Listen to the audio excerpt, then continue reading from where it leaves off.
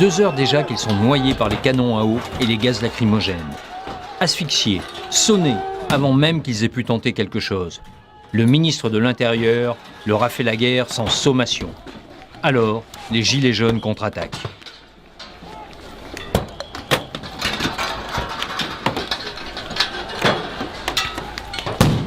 Étrange stratégie du maintien de l'ordre. Les Champs-Élysées hermétiquement bouclés et des CRS en nombre insuffisant pour protéger le tombeau du soldat inconnu, comme si l'on souhaitait une profanation. Entre les deux, le balai des lanceurs d'eau et des tirs continus de grenades lacrymogènes.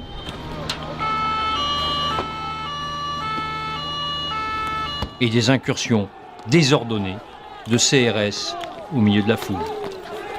Comme si l'on souhaitait que le plus paisible des manifestants bascule dans la colère. Comme si l'on souhaitait transformer les gilets jaunes en enragés. C'est une honte pour la France. C'est une honte pour les droits de l'homme. C'est une honte pour la République, ce qui se passe aujourd'hui. Regardez, on est pacifique, on est tranquille, on est en train de fumer une cigarette, on se fait gazer. On essaye de parler avec les CRS, ils nous disent de dégager parce qu'ils ont peur de nous. Mais vous croyez vraiment que c'est la solution en fait ? Ça fait 3 semaines que les gens sont dans la rue, qui crèvent de faim les gens. Ils le disent, ils en peuvent plus. Et personne n'en parle. Monsieur Macron, il dit qu'on est des extrémistes. On est des extrémistes. Est-ce que j'ai l'air d'être une tête d'extrémiste quand même ? Je suis juste là pour dire qu'à la fin du mois, et encore à la fin du mois, je suis gentille, à partir du 15 du mois, la moitié de la population est à découvert. On vit à découvert. Monsieur Macron, la seule chose qu'il a à nous dire, c'est vous n'arrivez pas à manger, on va vous changer vos fenêtres. C'est tout ce qu'il essaye de nous dire. Je suis pas contre l'écologie, je trie mes poubelles, je recycle mes déchets, j'ai un jardin. Mais maintenant, on est dans la rue parce que les gens ne nous écoutent pas. On nous dit qu'on pollue parce qu'on est obligé de prendre notre voiture. Mais nous, on n'habite pas à Paris, nous. Nous, on est dans des petits villages où on est obligé d'aller bosser. Et pour bosser, il faut prendre notre voiture. Moi, j'habite à Saint-Rambert-en-Bugey, c'est à côté d'Amberieu. Il faut 5 heures de route et ça fait deux samedis qu'on vient là. Et s'il faut, on reviendra la semaine prochaine. Macron, là, il doit démissionner parce que c'est une honte ce qu'il fait. Déjà, il doit parler au peuple et il ne le sait pas. Aujourd'hui, il devrait être en France. Aujourd'hui, il ne devrait pas être en Argentine. Pour échapper au gaz et aux charges, il ne reste plus que les avenues qui partent de la place de l'Étoile. Ce sera d'abord l'avenue Marceau. Une première barricade est enflammée. Des policiers en civil font leur apparition. Sont-ils là simplement pour procéder à des interpellations ou pour rajouter à la confusion ? Le tractopelle de la police entre en action pour déblayer les barricades. En face, les gilets jaunes reculent à peine.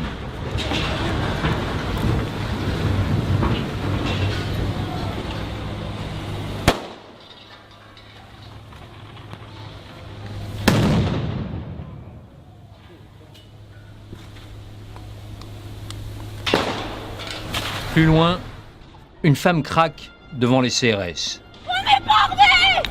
On est bardés, putain! Pourquoi vous nous faites ça? On vous demande d'être avec nous! Pour le peuple, putain! Pour la France! Pour la France! Notre patrie, notre nation! Le peuple français! Sur la place de l'Étoile, les accrochages continuent. C'est honteux, honteux, crapuleux. Et notre président, lui, s'en va en Argentine.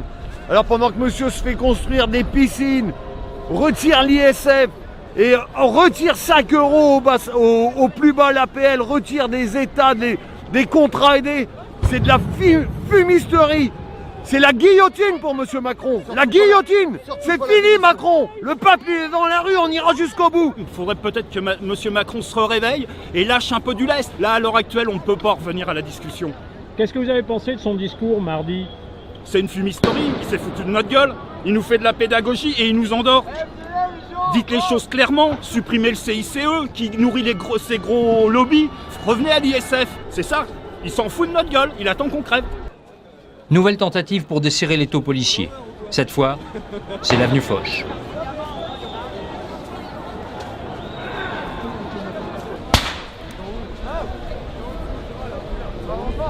Voitures en flammes pour ralentir l'avancée des forces de l'ordre. Et c'est un nouveau retour à l'Étoile.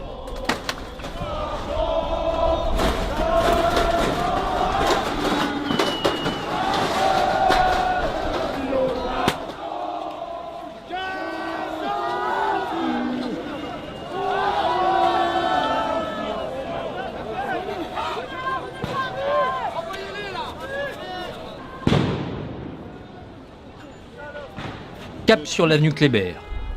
Le flot des manifestants s'engouffre dans l'artère. Moi, je demande un renversement de gouvernement. Et puis, Macron est bon à foutre à la poubelle.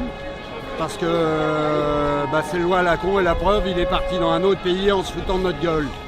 Il pense même pas à ce qui se passe dans son propre pays. Donc, faut déjà commencer par quitter l'Union européenne. Et avec ça, on aura gain de cause et on défendra nous-mêmes nos pouvoirs. La France aux Français. Merci. Les pompiers interviennent. Blasés. Les barricades se multiplient.